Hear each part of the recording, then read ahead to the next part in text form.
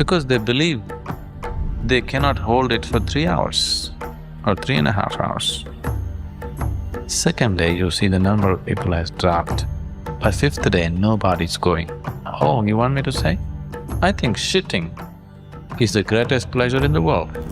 So programs like Samyama are like held in tight situations, absolute silence. This is the kind of food that you eat, this is how you do it, this is how you… From morning to night, everything that you do is just set so that you don't fall into your own patterns. But in that, people try to create their own little patterns, the old patterns they want to continue. They don't know what they're denying themselves. Otherwise, by yourself, you can never break it. Because the very way you think and feel supports your patterns, always.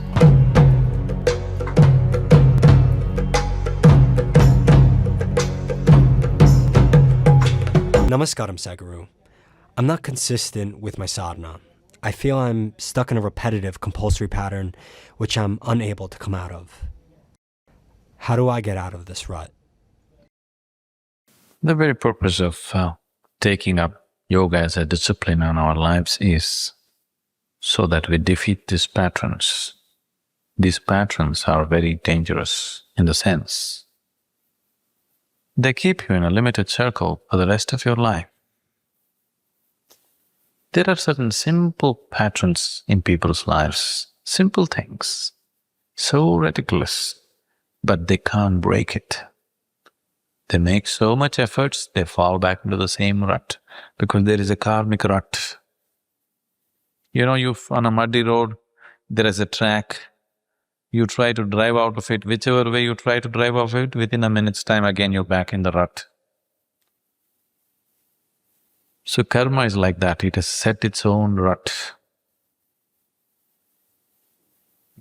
The reason why there is a hatha part of the yoga.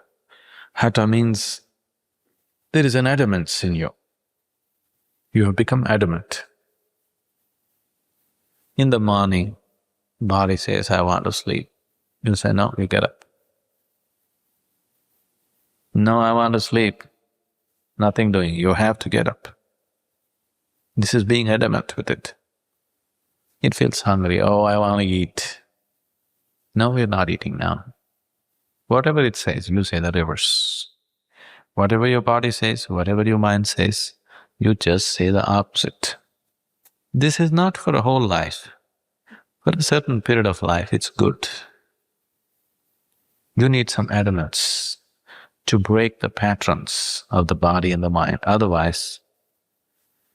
See, right now, first day you have seen in the 7-day program happening, first day when they come, half the people want to go to the bathroom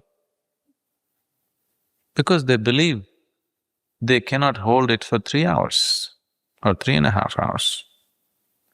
Second day, you see the number of people has dropped. By fifth day, nobody's going. Is it so? We are holding in the class for 4 hours, 5 hours at a stretch. Nobody gets up and goes on the initiation day. Many of them didn't even think of it. It's a simple bodily process, but it can rule your life, isn't it? Yes? It can just rule your life, it doesn't matter what's being offered. Next moment God is going to appear here, but you will run to the loo. It's a very simple thing, but it can be so compulsive and so powerful, isn't it?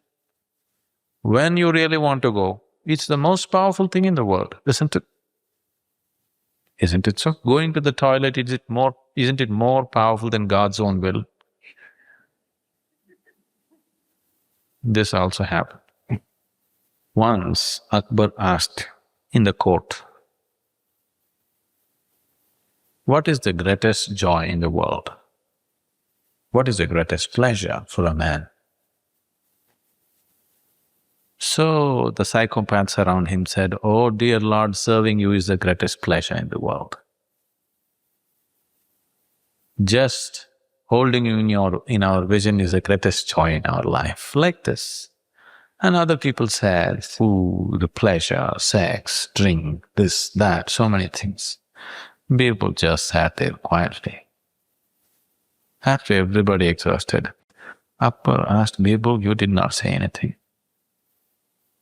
Birbal said, "Oh, you want me to say? I think shitting is the greatest pleasure in the world." Everybody in the court said, "What an unpleasant man. How can he say such things in the court and get away with this nonsense?" Everybody reacted. Akbar said, "Why are you saying such a thing?" People said, "Praying to God is the greatest pleasure, serving the king is the greatest pleasure, mother's love is the greatest pleasure." So many things everybody has said, all the so-called beautiful things. Birbal said, "Shitting is the greatest pleasure." Then Akbar got really angry and he said, You said such a blatant thing in front of the court.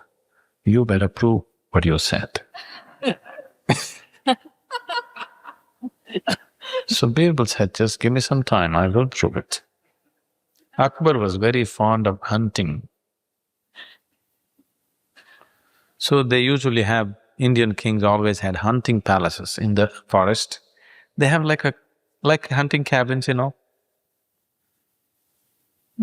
small scale palace, because it involves security and so many things. So they had. So they organized a hunting trip. After brisk hunting for 2-3 days, then another 3-4 days will be simply pleasure, eating, drinking, like this. So Birbal arranged a room for Akbar without a toilet. And he made sure all the women in the palace were there with him. And all his favorite foods he fed him. Well, when the morning came, Akbar realized there was no toilet. He asked, "Yes, where is the toilet?" Birbal said, "No toilet, because you think that shitting is such an abhorrent thing. You, a mighty king like you, should not do such lowly things." Akbar said, "What is this nonsense?" He wants to go into the forest and finish his thing, but the room was locked. By evening, and in the room there are women. He cannot sit in the room and do it. It became so bad he could not control it. Then there was no other option left. Then Birbal took him to the toilet.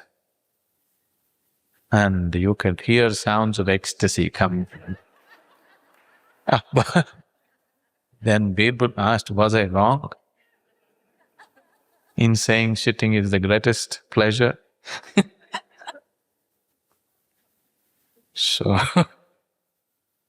So when it compels you, you forget everything else, isn't it?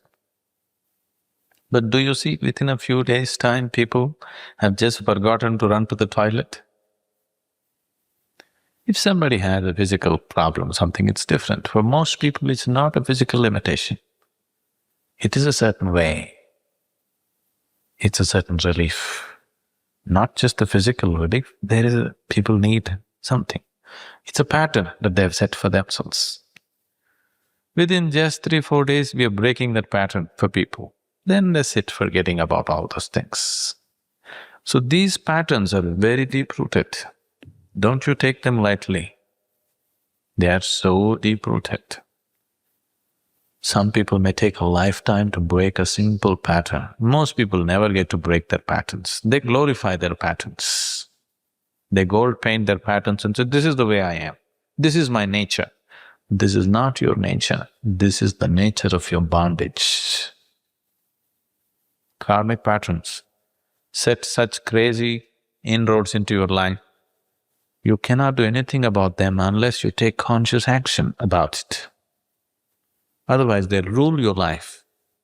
At the end of your life, you look back and see why you did the things that you did. You're quite kinky if you look at it that way. You may think you're normal, but examine the little things that you're doing in a certain way. It's quite kinky. It is just that karma has set its patterns. You have to follow it. Either you break it with your awareness or you simply succumb to it. So the programs are held in such airtight situations. Simply, one aspect is to break all the physical karmic ruts just like that. If you break that in a single situation, then becoming aware and moving into other dimensions becomes so effortless. So programs like Samyama are like held in tight situations, absolute silence. This is the kind of food that you eat, this is how you do it, this is how from morning to night, everything that you do is just set so that you don't fall into your own patterns. But in that, people try to create their own little patterns, the old patterns they want to continue. They don't know what they're denying themselves. Just falling into the pattern of the program, it breaks your patterns. Otherwise, by yourself, you can never break it. Because the very way you think and feel supports your patterns, always.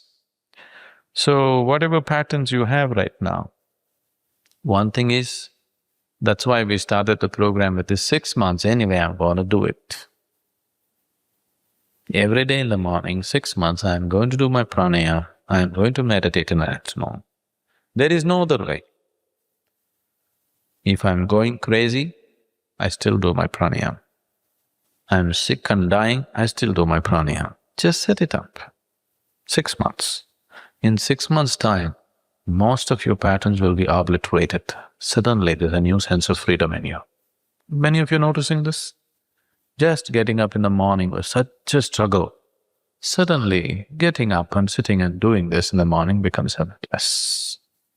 We create various other things. I shouldn't be talking about all the devices. Morning, what would you like to drink? Given to yourself, you would like to drink something, coffee or maybe whiskey, it depends. What's your choice?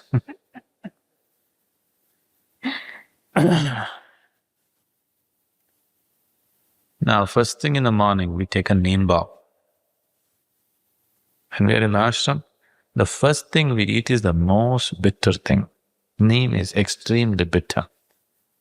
First thing in the morning, a neem ball. Now you cannot eat a neem ball unawares. You can drink coffee unawares, you can drink whiskey unawares, you can drink anything that you like unawares. Something that's bitter, you cannot do unaware, you have to do it with extreme awareness. Do you see this? If you have to do something that you don't like, you have to do it with awareness. First act in the morning, we want to start it with awareness, not with unawareness. It's good for the body, that's another thing. But the spiritual aspect of it is, you do something with your body it doesn't like in the morning. It's just the reverse of your philosophy. Here you're always taught, do something that you like. In your likes, there is a huge bondage. And somebody who can joyfully eat the bitterest thing, first thing in the morning, oh, she will go through office effortlessly. Isn't it so? He will go through family situations effortlessly, isn't it so? So, you have to break the pattern. If you give yourself to our hands, we will do it. Otherwise, you must set your own… That's why commitment. Commitment is a simple way of breaking your patterns. A vow. 6 months I am going to do it. Are we taking a vow? Are we taking a vow right now? 6 months we are going to do it. Yes? That's how. Whether I like it or I don't like it, produces results, it doesn't produce results, it's taking me to hell, but still I do it. It'll just break the patterns. Actually, the practice we are teaching it to you right now, I'm adding a certain pleasantness to it and teaching. I can just twist it in a different way and make it extremely unpleasant, but much more rewarding 1,000 times more rewarding, but very unpleasant experience of doing pranayama. We can turn your fantasies like that. But many of you will not sustain the practice if it becomes like that. So be keeping it pleasant. We can make it a bitter practice, but very rewarding spiritually. It's not a time to do such things. When I know you won't run away anymore, then I can do that with you.